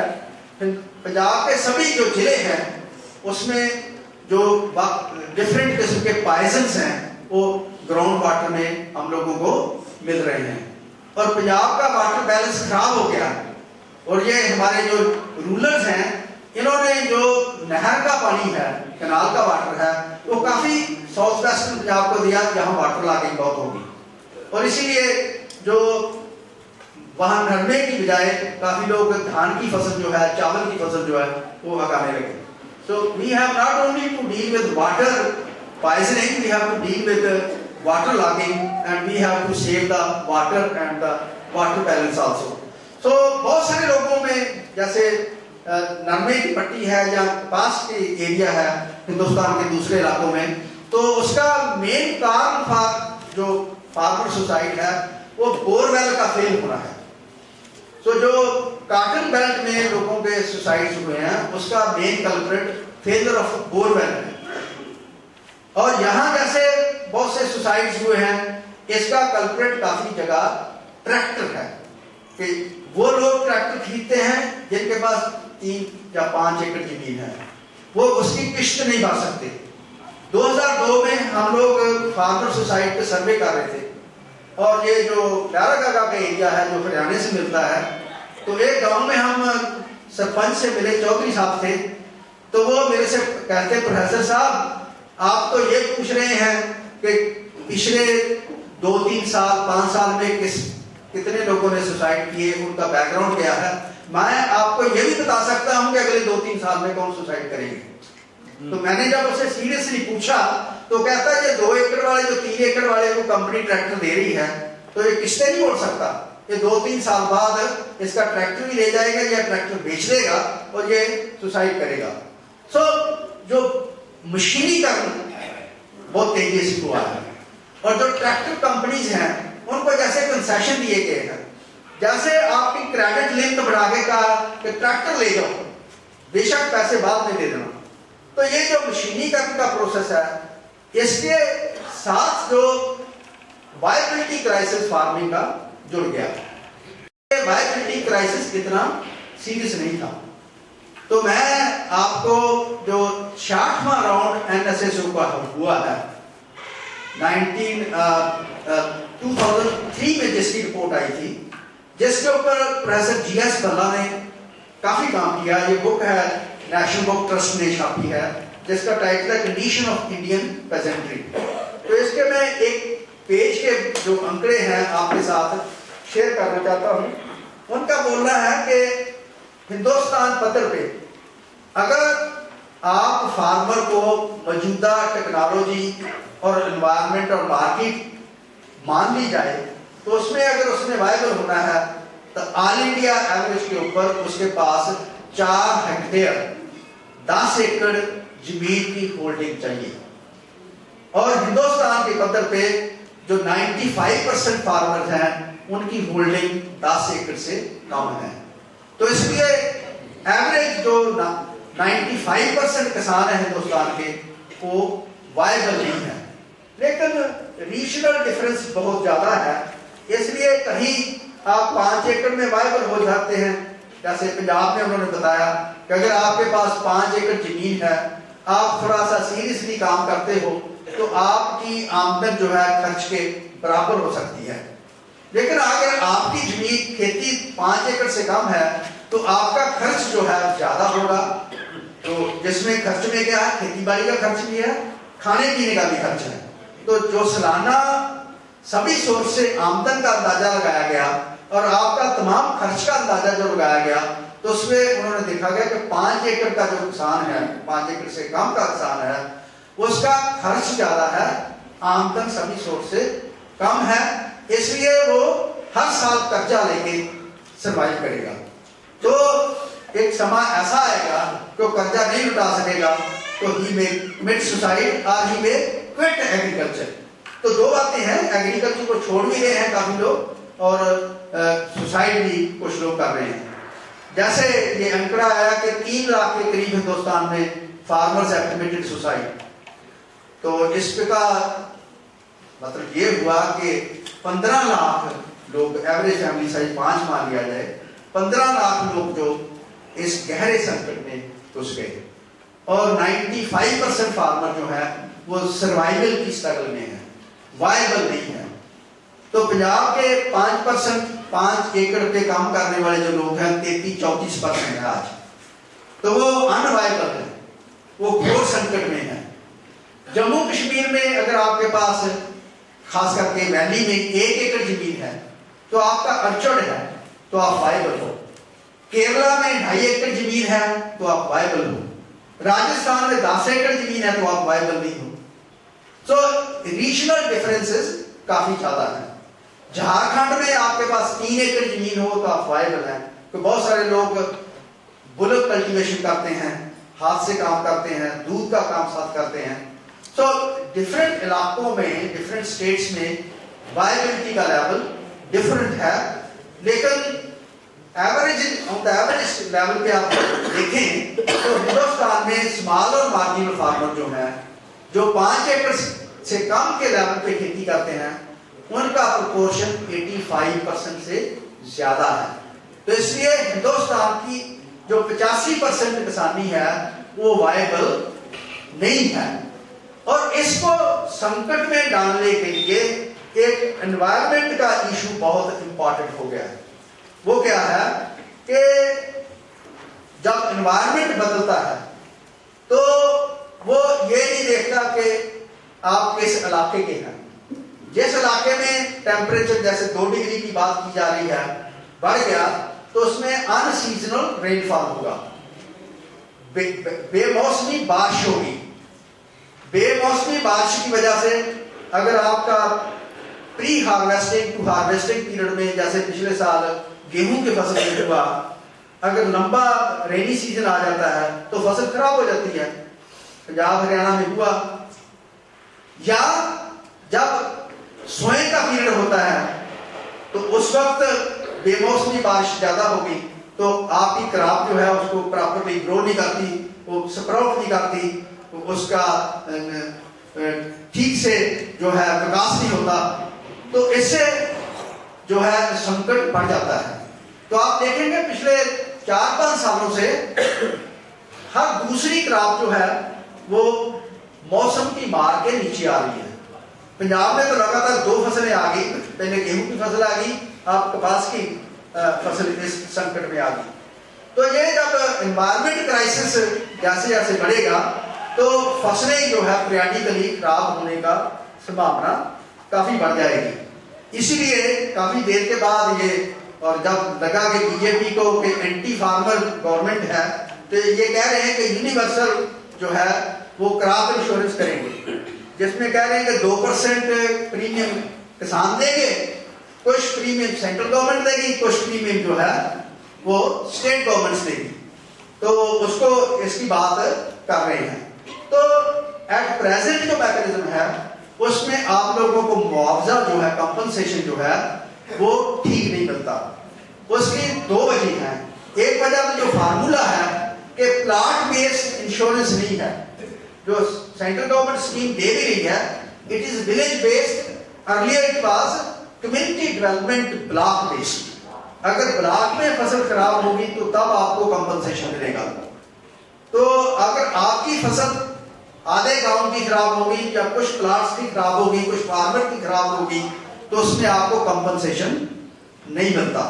तो इसमें जो थोड़ा बड़ा है, धनी किसान है, जिसके पास 10 एकड़ से ज्यादा जमीन है, वो तो बर्दाश्त कर सकता है, लेकिन छोटा किसान बर्दाश्त नहीं कर सकता। नेक्स्ट फैक्टर जो इस पीरियड में हुआ है जिसने बहुत नुकसान किया है, और मैं बीकेयू को यहाँ रिमाइंड कराना चाहूंगा कि अगर आप 78 का एजेंडा देखें अपना, तो उसमें आप हेल्थ की बात करते थे, उसमें आप एजुकेशन की बात करते थे, उसमें आप किसानों के बच्चों के रोजगार की बात करते थे। वो आपने एजेंडा छोड़ दिया। तो धीरे धीरे गवर्नमेंटों ने क्या किया, प्राइवेटाइजेशन ऑफ हेल्थ केयर कर दिया, गाँव में हेल्थ केयर सिस्टम डिस्ट्रॉय कर दिया। आपने भी सोचना बंद कर दिया कि डॉक्टर आता या नहीं आता, डिस्पेंसरी में दवाएं मिलती या नहीं मिलती, आपने सोचना बोलना बंद कर दिया।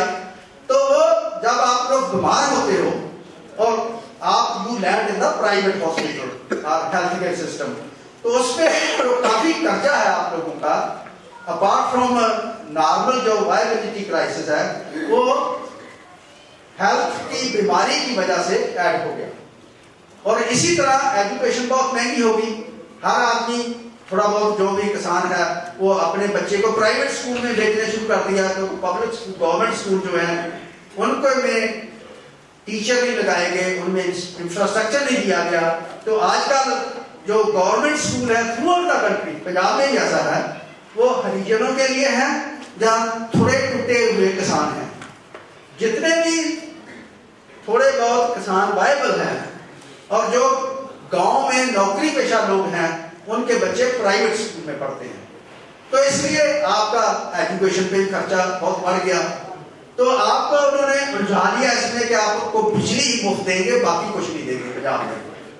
तो जो वायबिलिटी क्राइसिस है, एक स्कॉलर ने अमृतसर और गुरदासपुर स्टडी कंडक्ट की और उसने देखा कि जो 50% कर्जा है उन डिस्ट्रिक्ट्स में, वो इस वजह है कि उनको प्राइवेट हेल्थ केयर में जाना पड़ा, मटर्निटी किसी का जन्म के मौके पे, या जो है एक्सीडेंट के मौके पे, या किसी और वजह से इमरजेंसी में जाना पड़ा। 50% कर्जा जो है वो हेल्थ और एजुकेशन की वजह से गया है। तो इसलिए जो आपको सुविधा दी जा रही थी अर्लियर पीरियड में 1991 से पहले, उनको काफी तेजी से विड्रॉ किया। एक बात मैं और करनी चाहता हूं कि जो हमारे डिप्टी सीएम आजकल बहुत जोश से बोल रहे हैं कि हम एक साल में 1,30,000 वैकेंसी फिल कर देंगे, नौकरियां। तो क्या बोल रहा है? तो मैं इसको दूसरी तरह देखता हूं कि आपने 10 साल में 1,30,000 नौकरियां खाली कर दी, रिक्रूटमेंट की नहीं। तो इसमें जो लोअर लेवल की काफी नौकरी थी, जैसे रोडवेज में ड्राइवर कंडक्टर थे, वो गांवों से आते थे। शहर के बच्चे तो बहुत कम ड्राइवर कंडक्टर बनते थे। बहुत सारे जो मुलाजिम थे पनसप में, प्रोक्योरमेंट एजेंसीज में, कोऑपरेटिव सोसाइटीज में, वो गांव से आते थे। तो रिक्रूटमेंट बंद कर दिया। तो इसलिए जो रोजगार मिलना था गांव को, बच्चों को, और जो आपकी खेती की आमदन को जिन्होंने सप्लीमेंट करना था, वो बंद कर दिया। तो आपका जो सर्वाइवल मैकेनिज्म है, जो इंटीग्रेशन ऊपर से थोड़ा बचाने की वजह से वो बंद हो गया। तो किसी ने बोला ही नहीं कि रोजगार दो। कौन बोल रहे हैं रोजगार के लिए? लाइनमैन बोल रहे हैं, बेरोजगार टीचर बोल रहे हैं, नर्सेस बोल रही हैं, लेकिन जो पॉलिटिकल प्रोसेस है हमारे देश में, वो बोला ही नहीं कि नौकरियां क्यों खाली रखी जा रही हैं। और उस जो नौकरी भी दी जा रही है, 4-5 साल आपको बेसिक सैलरी देंगे, 6,000, 7,000, 10,000 रुपया। उसमें आपको डीए नहीं देंगे, उसमें आपको हाउस रेंट नहीं देंगे। तो क्या आप 6,000 में, 10,000 में फैमिली सर्वाइव कर सकती है? Nobody raise this question. Punjab में तो पिछले साल नहीं किया है, 2015 में। तो इसकी वजह से जो आपका संकट है 1991 से अब तक का जो है वो इट्स डीपनिंग एंड लास्टली इसको जो चोट लगा रहे हैं वो है डिसमेंटलिंग ऑफ प्रोक्योरमेंट मैकेनिज्म। उसमें है कि जितनी नई फसलें आ रही हैं, जो नई फसलों के बारे में आपको कहा जा रहा है कि ये फसलें आप ग्रो करें, उसमें they are not giving any procurement mechanism. उसमें ये बोल रहे हैं कि प्रोक्योरमेंट बड़े बड़े इंडस्ट्रियल हाउसेस करेंगे। अगर आप बरनाला से चंडीगढ़ की तरफ से ट्रैवल करें तो आपको रास्ते में बड़े बड़े warehouses and cold storage मिलेंगे। ये बरनाला क्रॉस करते आपको बड़ा स्टोर मिलेगा, संगरूर क्रॉस करते मिलेगा, पटियाला क्रॉस करते आपको रिलायंस का मिलेगा, बनूड़ के पास 4-5 बहुत बड़े बड़े वेयर हाउसेस मिलेंगे। ये किस लिए बन रहे हैं कि प्रोक्योरमेंट का मैकेनिज्म जो है, आपकी सब्जी है, आपके फल है, वो बड़े बड़े प्राइवेट हाउसेस करेंगे। तो कारपोरेट सेक्टर को धीरे धीरे खेती में घुसाया जा रहा है। तो इसलिए आपकी जमीन जा रही है। तो मैं वर्कआउट कर रहा था कि 1991 से कितनी जमीन खेती से खिसक के खेती के बाहर नॉन एग्रीकल्चर यूजेस में चलेगी। तो ये मेरे को लगा कि 2,50,000 एकड़ जो जमीन है वो चलेगी। तो average holding all India level पे 1 एकड़ है, तो इसका मतलब है कितने लाख फार्मर जो है बाहर चलेंगे। तो लैंड एक्विजिशन का जो प्रोसेस है, जो लैंड आपकी ली जा रही है, तो उसकी वजह से काफी जो फार्मर्स हैं वो डिस्प्लेस हो रहे हैं। कुछ फार्मर खेती छोड़ रहे हैं। अगर 2001 का 2011 से डेटा का कंपैरिजन करें तो जो एब्सोल्यूट नंबर ऑफ पर्सन जो खेती में एंगेज थे वो काफी कम हो गया है, 10-12% के करीब कम हो गया है। काफी लोग खेती छोड़ रहे हैं, और खेती छोड़ के कहां जा रहे हैं? वो पास के टाउन में, सिटी में या बड़े शहर में वो जो है स्लम्स में जा रहे हैं। So urban slum dwellers are ex residents of the rural area. Punjab में से जमीन बेच के कहां जा रहे हैं? कनाडा में जा रहे हैं, दुबई में जा रहे हैं, वार जोन्स में जा रहे हैं। जो 37 जो नौजवान पंजाब के जिनका अभी तक कुछ मालूम नहीं कहां गए, जब वो लापता हुए थे तो सिमरन कौर बादल उन्होंने फैमिली के साथ फोटो खिंचा रही थी कि हम उनके लिए कोशिश करेंगे। सुषमा स्वराज फोटो खिंचा रही थी, पर उसके बाद प्रेस ने भी बोलना बंद कर दिया। What has happened to those young people? Kerala के लोगों को तो उन्होंने जो है घूस देके बचा लिया, लेकिन पंजाब के यूथ कहां गए? तो काफी जो लोग हैं जहां से जमीन बेच के उनको लगता है कनाडा में चले जाएंगे, लेकिन उन्होंने काफी मुश्किल कर दिया है। काफी लोग एजेंट्स हैं कि धक्के चढ़ जाते हैं, वो उनको एक्सप्लॉइट करते हैं। सो क्रेज टू गो अब्रॉड तो वो अभी बंद हो रहा है। आप जा नहीं सकते। यूरोप में 10 लाख के ज्यादा रिफ्यूजी चले गए हैं। They are making immigration policy very difficult, तो वो रास्ता बंद हो रहा है। तो इसलिए धीरे धीरे ये संकट और बढ़ जाएगा। और इस साल जो प्रोक्योरमेंट क्राइसिस आया आपका पैडी के केस में, जिसमें जो राइस की वैरायटी है 1509 जिसका प्रोक्योरमेंट नहीं किया गया, जिसके बारे में कहा गया कि शॉर्ट ड्यूरेशन क्रॉप है, तो उसको किसानों ने पहले लगा दिया, तो 1 महीना पहले फसल में आ गई, तो गवर्नमेंट ने उसका प्रोक्योरमेंट का कोई इंतजाम नहीं किया। उन्होंने कहा कि let the prices go down, और बहुत सारे किसानों ने फसल जो है उस प्राइस पे बेची जिसके ऊपर उनको घाटा पड़ा। So this is an indication of the future में क्या होने वाला है, कि वो प्रोक्योरमेंट के सिलसिले में विड्रा करेंगे, एफसीआई का रोल कम होगा और आपकी प्रोक्योरमेंट में डिले होगा। जितनी देर आपकी पैसेंट मूवमेंट जहां पे स्ट्रांग है वो प्रोक्योरमेंट करेंगे, जैसे जैसे पैसेंट मूवमेंट वीकन होती जाएगी तो प्रोक्योरमेंट जो है प्राइवेट ट्रेडर के हाथों में देनी चाहिए। तो इसलिए ये संकट जो है वो गहरा होने जा रहा है, और जो ग्लोबलाइजेशन जो वर्ल्ड इकोनॉमी के साथ जुड़ने की बात है वो कंटिन्यूसली सभी सरकारें बढ़ा रही हैं। 91 से शुरू हुआ, 94 में WTO 95 में होंद में आ गया, उसने एक्सेलरेट किया। देन बीजेपी की सरकार बनी, उन्होंने एक्सेलरेट किया।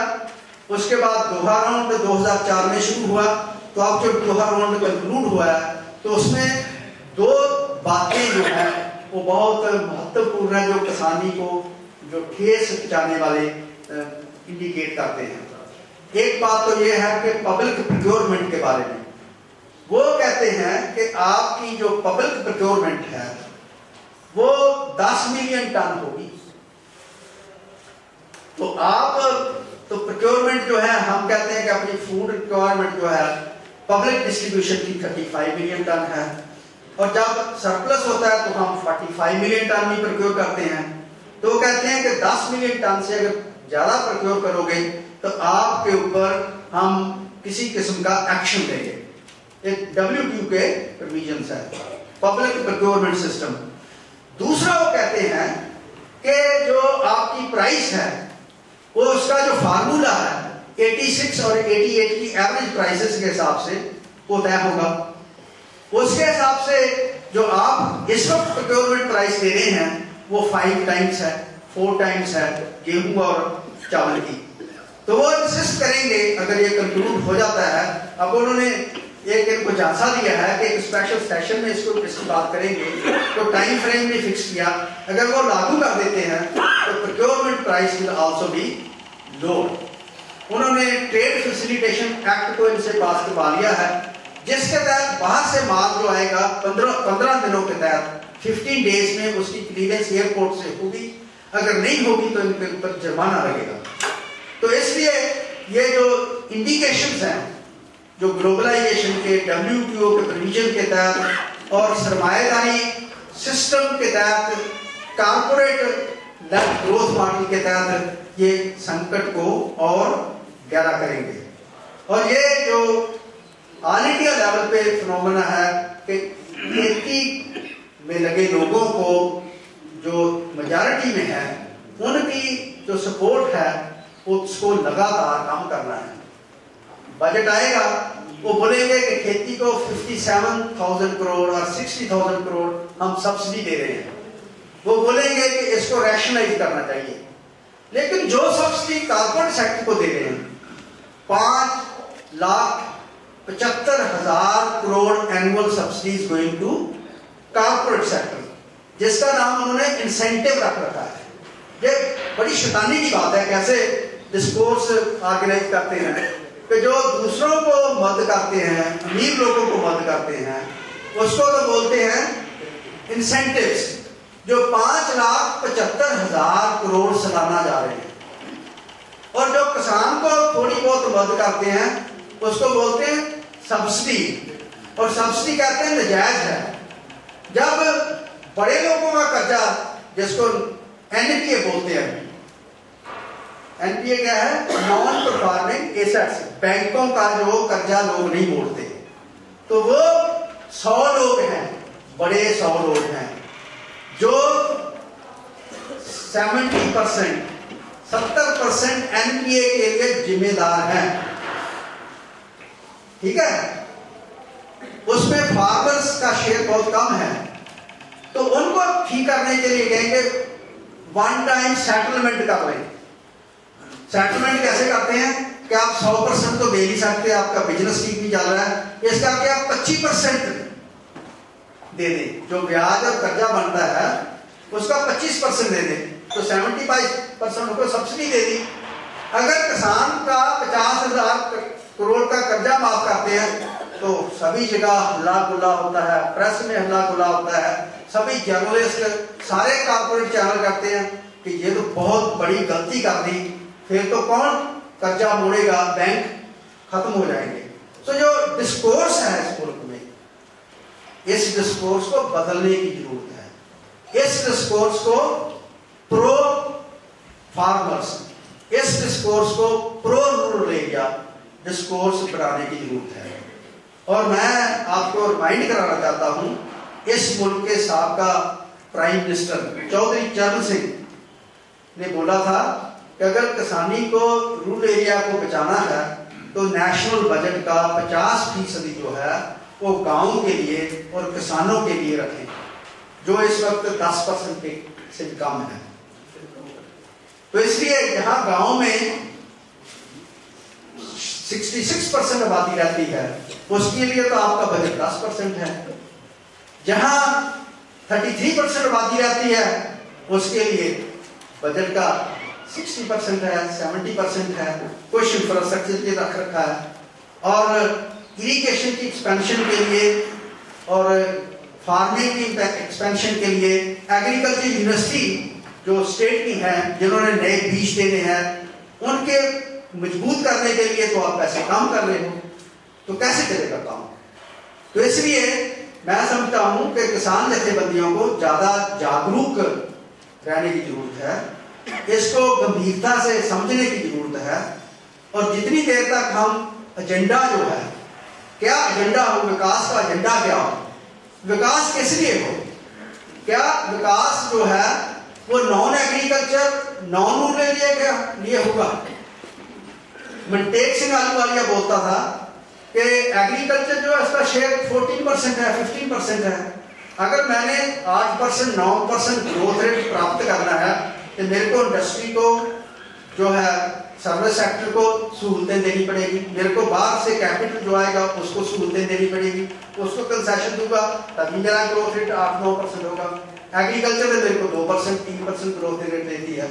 तो क्या हम ग्रोथ के चक्कर में अपने तमाम देहात जो है रूरल एरिया है उसको इग्नोर करना है, उसमें फार्मर सोसाइटी जो प्रक्रिया है उसमें तेजी लाना है या उसको बचाना है, उसके रोकने के लिए कोई सख्त कदम उठाने हैं। तो इसलिए मैं समझता हूं कि जो फार्मर जथेबंदी हैं उनको मजबूत होना चाहिए और उनको ये जो मसले हैं नेशनल लेवल पे उठाने चाहिए। जैसे chamber of commerce, CIA confederation of Indian industry, FICCI जो है, ऐसे लोग फाइनेंस मिनिस्टर को बोलते हैं कि हम लोगों को ये चाहिए, आप लोगों को भी पार्लियामेंट का घेराव करके वहां उनको मिलकर ये बताना चाहिए कि एजेंडा ऐसा होगा। अगर आप ऐसा एजेंडा नहीं चलाओगे, pro rural pro farmer agenda नहीं चलाओगे तो हम आपके खिलाफ काम करेंगे। जितनी देर तक आप लोग अपनी शक्ति का प्रदर्शन नहीं करोगे, इकट्ठे होकर यूनाइटेड प्रदर्शन नहीं करोगे तो आपका काम नहीं बढ़ेगा। यही हाल मजदूर का है। मजदूर जथेबंदियों में आजकल सबसे मजबूत कौन है? BMS, भारतीय मजदूर संघ, जो रूलिंग पार्टी का एक विंग है। तो जो लेफ्ट की जो इंडिपेंडेंट ट्रेड यूनियन है दे आर वेरी वीक। तो जितनी देर तक अल्टरनेटिव पॉलिटिक्स को आप मजबूत नहीं करते तो आपकी बात कौन सुनेगा? चैनल भी तभी बात सुनेंगे आप कहीं उसको जोर से उठाएंगे। तो इसलिए मैं चाहता हूं कि आप मजबूत हो, आपकी जथेबंदी यूनाइटेड हो और आप इन मसलों को सरमाएदारी को जो विकास मॉडल है और इस दौर में जो कारपोरेट लेड मॉडल है उसको गंभीरता से समझें और कैसे जो आप लोगों से सभी लोगों से टैक्स का पैसा जो है बड़ी तादाद में, बहुत ज्यादा अमाउंट में 5,75,000 करोड़ सालाना जो है वो उधर ट्रांसफर किया जा रहा है। तो बोले कि उधर से बंद करके इसको इस तरफ ट्रांसफर करें ताकि खेती के मसले जो है उनको हल किया जा सके, पब्लिक प्रोक्योरमेंट में जा सके और जो एग्रीकल्चर इनपुट की प्राइसेस हैं उनको कंट्रोल किया जा सके और जो आपकी खेती है उसको वायबल बनाया जा सके। और इसको वायबल बनाने के लिए जो जितनी मैंने रिपोर्ट पढ़ी है पिछले समय में, अगर 12वीं योजना 12th 5-year प्लान का डॉक्यूमेंट पढ़े जो एग्रीकल्चर वाला चैप्टर है, तो जितनी कमेटी बनी उन्होंने कहा कि जो स्मॉल से मार्जिनल फार्मर की इंडिविजुअल फार्मिंग है वायबल नहीं है। अगर इसको वायबल बनाना है गो फॉर ग्रुप फार्मिंग, उसका नाम कोऑपरेटिव रखें, उसका नाम फार्मर कंपनी रखें, उसका नाम आप ग्रुप कल्टीवेशन रखें, जो आपको नाम सूट करता है वो नाम बना लें। अगर आप स्मॉल और मार्जिनल फार्मर की खेती को इंडिविजुअल करेंगे तो धीरे धीरे इस प्रोसेस में बाहर चले जाएंगे, कुछ सुसाइड करेंगे, कुछ स्लम्स में चले जाएंगे, वो भी खात्मे जैसा ही है। तो इसलिए आप लोगों को इस विषय को गंभीरता से विचारना चाहिए कि कैसे किस्म की आप ग्रुप कल्टीवेशन आपके मेंबर्स में, आपके सपोर्टर्स में आप जनरेट कर सकते हैं। और मैं आपके जो बाहर से साथी आए हैं उनको ये बताना चाहता हूं कि पंजाब में इन दिनों में भी कुछ जगह पे जो हरिजन किसान हैं, शेड्यूल्ड कास्ट फार्मर्स हैं, they have made some successful experiments in group cultivation by taking their due share of panchayati land, 1/3 of the land, and they have successfully cultivated and shown some way. मैं ये नहीं कहता कि वो experiment लागू करो, but I want to tell you कि जो ग्रुप कल्टीवेशन में, जो भाईचारे में सर्वाइवल की स्ट्रेंथ है, वो इंडिविजुअल फार्मिंग में स्मॉल एंड मार्जिनल फार्मर के लिए नहीं है। जो टेक्नोलॉजी डेवलपमेंट की आ रही है, आने वाले समय में वो इंडिविजुअल फार्मिंग के लिए ठीक नहीं बैठेगी। और आने वाले समय में फार्मर्स को 3 किस्म के काम अपने हाथ में लेने, एक तो cultivation of land, crop production, दूसरा उसकी प्रोक्योरमेंट प्रोसेस में आना। आरटीए की जगह जो है, जो प्राइवेट ट्रेडर आपकी क्रॉप प्रोक्योर करते हैं, your organisation should procure that. And thirdly processing, ताकि आपको सारा साल रोजगार मिले। आपके बच्चे जो हैं, जो थोड़े बहुत पढ़े लिखे हैं, जो अकाउंट्स का काम कर सकते हैं, स्टोरेज का काम कर सकते हैं, उनको रोजगार मिले। और आपको फोर्स करना होगा गवर्नमेंटों को कि जो एम्प्लॉयमेंट पॉलिसी बनाए, नौजवानों को रोजगार दें और एग्रीकल्चर डेवलपमेंट करें और कारपोरेट मॉडल को तब्दील करके प्रो फार्मर पूर्ण रूरल एरिया डेवलपमेंट का मॉडल जो है आपके सामने रखें। वरना जो ऐसा मॉडल नहीं देगा, आप उसके खिलाफ काम करेंगे। मेरा ख्याल है मैंने जितना टाइम अलॉटेड था उससे ज़्यादा टाइम ले लिया। बहुत बहुत शुक्रिया, बहुत बहुत धन्यवाद।